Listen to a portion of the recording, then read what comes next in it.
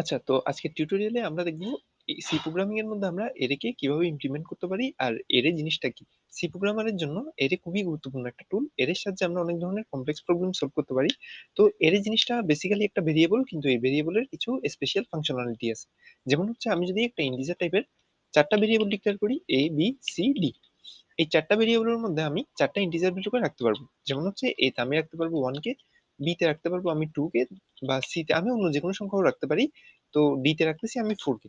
তো এখন দেখো যে এখানে ইন্টিজার টাইপের আমি চারটা ভেরিয়েবল ডিক্লেয়ার করছি, চারটা ভেরিয়েবল আমি এখানে চারটা ভ্যালু রেখে দিছি। কিন্তু তোমাদের কাছে এমন সময়, মানে অনেক সময় এমন সিচুয়েশন আসবে যেখানে হচ্ছে একই ভেরিয়েবলের মধ্যে অনেকগুলো ভ্যালুকে তোমাদের কাছে রাখতে হবে। তো এই জিনিসটা, প্রবলেমটা সলভ করার জন্য আমাদের কাছে এর সাহায্য নিতে হয়। যেমন হচ্ছে আমি যদি এখানে চারটা আলাদা ভেরিয়েবল ডিক্লেয়ার না করে একটা ভেরিয়েবল দিয়েই চারটা ভ্যালুকে স্টোর করতে চাই, তখন হচ্ছে আমার কাছে এর সাহায্য নিতে হবে। একটা এরেকে যদি আমরা ইউজ করতে চাই, প্রথম হচ্ছে আমাদেরকে শিখতে হবে যে একটা এরেকে আমরা কিভাবে ডিক্লেয়ার করব। তো এই জন্য প্রথমে এরে ডিক্লেয়ার করার জন্য যে প্রথম জিনিসটা আমাদেরকে চিন্তা করতে হবে যে এরে, আমাদের কাছে একটা এরে দেয়া থাকলে এরেটা কি টাইপের ভ্যালু স্টোর করবে। যেমন হচ্ছে এখানে আমি এরেতে 1 2 3 4 কে রাখবো। 1 2 3 4 যেহেতু ইন্টিজার ভ্যালু, তাই আমাদের এরে টাইপটা হবে ইন্টিজার টাইপের। এখন হচ্ছে এরের ডিক্লেয়ার করার আরেকটা স্টেপ হলো যে, সেকেন্ড স্টেপটা হলো যে এরের একটা নাম রাখবে। তো এরের নামটা আমি এখানে দিব এ ডাবল আর। তো এটা হচ্ছে অ্যাকচুয়ালি এর শর্ট ফর্ম এ ডাবল আর। এরপর হচ্ছে আমার কাছে এখানে একটা থার্ড ব্র্যাকেট ইউজ করতে হবে। থার্ড ব্র্যাকেটের ভিতরে আমার কাছে ডিফাইন করে দিতে হবে যে আমাদের এরেটা কয়টা ভ্যালুকে স্টোর করবে। তো এখানে আমি 1 2 3 4 এই চারটা ভ্যালুকেই আপাতত রাখতে চাচ্ছি, সেজন্য থার্ড ব্র্যাকেটের ভিতরে আমি দিয়ে দিব 4। ঠিক আছে। তো আমাদের এরে ডিক্লেয়ার করা শেষ হয়ে গেল। এবার হচ্ছে আমি এরেটাকে ইউজ করতে চাচ্ছি। একটা মজার বিষয় হলো এর ক্ষেত্রে যে এরে কখনো 1তম ইন্ডেক্স থেকে শুরু হয় না, এরে সবসময় শুরু হয় 0 ইন্ডেক্স থেকে।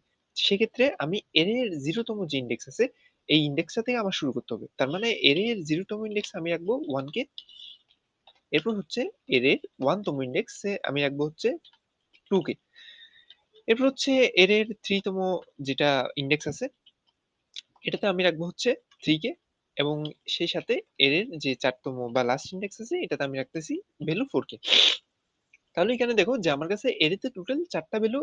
আচ্ছা, এখানে আমি একটা ভুল করছি, এটা 3 না, এটা অ্যাকচুয়ালি 2 হবে। কারণ 0 1 2 এরপর এটা 4 না, এটা হবে 3। তো দেখো যে এর এখানে আমি যেহেতু চারটা ভ্যালু স্টোর করার মতো একটা এরে নিছি, এর মধ্যে আমি ঠিক চারটা ভ্যালু রাখছি, কিন্তু এরেটা আমার কাছে 1 থেকে স্টার্ট হয় নাই, স্টার্ট হয়েছে 0 থেকে। 0 থেকে স্টার্ট হয়ে 1 2 3, এই 0 1 2 3 পর্যন্ত টোটাল চারটা ভ্যালু। চারটা ভ্যালু এখানের মধ্যে সে আমাকে রাখতে দিছে। আর হচ্ছে 0 থেকে 0তম ইন্ডেক্স থেকে 3তম ইন্ডেক্স পর্যন্ত আমি টোটাল চারটা ভ্যালু এর তাতে রাখতে পারছি। এখন হচ্ছে আমি যদি এর ভ্যালুগুলো প্রিন্ট করতে যাই, তাহলে আমি প্রিন্টএফ ফাংশনটা ইউজ করব %d। এরপর হচ্ছে ধরো আমি যদি এর 0তম ইন্ডেক্সে যে ভ্যালু আছে এটা প্রিন্ট করতে চাচ্ছি, তাহলে হচ্ছে আমি এখানে দিয়ে দিব এর 0। এখন হচ্ছে আমি এখানে একটা বাইরে সেমিকোলন দিয়ে দিব। এখন যদি এটাকে আমি রান করি, দেখো কি প্রিন্ট হয়। আমার কাছে এর 0তম ইন্ডেক্সে যে ভ্যালুটা ছিল 1 1 প্রিন্ট হয়ে গেছে। এখন যদি আমি এর 2তম যে ইন্ডেক্স আছে, 2তম ইন্ডেক্স বলতে মানে দ্বিতীয় যে ইন্ডেক্সটা আছে, সেকেন্ড ইন্ডেক্সটা হচ্ছে এর অ্যাকচুয়ালি 1তম ইন্ডেক্স। তার মানে এটা হচ্ছে আমার ফার্স্ট ইন্ডেক্স, এটা হচ্ছে আমার সেকেন্ড ইন্ডেক্স, এটা হচ্ছে আমার থার্ড, এবং কনজিকিউটিভলি এটা হচ্ছে আমার ফোর্থ ইন্ডেক্স। তাহলে হচ্ছে এর যেহেতু আমার কাছে 0 থেকে স্টার্ট হচ্ছে, মানে 0তম ইন্ডেক্স থেকে স্টার্ট হচ্ছে, সেজন্যই আমার কাছে মূলত যে সেকেন্ড ইন্ডেক্সটা আছে এটা হচ্ছে এর 1তম ইন্ডেক্সটা। এখন যদি আমি এর সেকেন্ড, মানে যে সেকেন্ড ভ্যালুটা আছে এটা প্রিন্ট করতে যাই, তাহলে এখানে আমি এর 0 পরিবর্তে এর 1 করে দিব। এর 1 যদি করাই, এখন যদি আমি রান করাই, আমার কাছে 2 প্রিন্ট হওয়ার কথা। কনসোলটা ওপেন করলাম, দেখো এখানে আমার কাছে 2 প্রিন্ট হয়ে গেছে। সেম ভাবে এখন যদি আমি এর তৃতীয় বা 3 নম্বর ভ্যালুটা প্রিন্ট করতে যাই, সেক্ষেত্রে আমি এর এখানে 2 দিয়ে দিব। এখন যদি এটাকে আমি রান করাই, দেখো এখানে আমার কাছে কি প্রিন্ট হচ্ছে, 3 প্রিন্ট হয়ে গেছে। তো এভাবে করে আমি এর জাস্ট এখানে ইন্ডেক্সটা চেঞ্জ করে এর যে কনজিকিউটিভ ভ্যালুগুলো আছে বা কন্টিনিউয়াস যে ভ্যালুগুলো আছে, এগুলোকে প্রিন্ট করাতে পারবো। তো আমার কাছে আলাদা চারটা ভেরিয়েবলের দরকার এখানে হলো না। এখন হচ্ছে এর আমি ভ্যালুগুলা যখন স্টোর করছিলাম, বা এর ভ্যালুগুলা যখন আমি ডিফাইন করতেছিলাম এখানে, তখন হচ্ছে আমি প্রত্যেকটা লাইন বাই লাইন এখানে ডিফাইন করে দিছি। কিন্তু এটাকে চাইলে আমি এভাবেও ডিফাইন করতে পারতাম। প্রথমে আমি এটাকে ডিক্লেয়ার করব, ডিক্লেয়ার করার পর এখানে একটা ইকুয়াল সাইন দিব, ইকুয়াল সাইনের পর একটা এখানে আমি সেকেন্ড ব্র্যাকেট দিব, তারপর 0 1 2 3। এরপর হচ্ছে এখানে সেকেন্ড ব্র্যাকেটটা ক্লোজ করে সেমিকোলনটা দিব। এরপর এতটুকু অংশটাকে আমি কমেন্ট আউট, আচ্ছা ইরেজ করে দিই।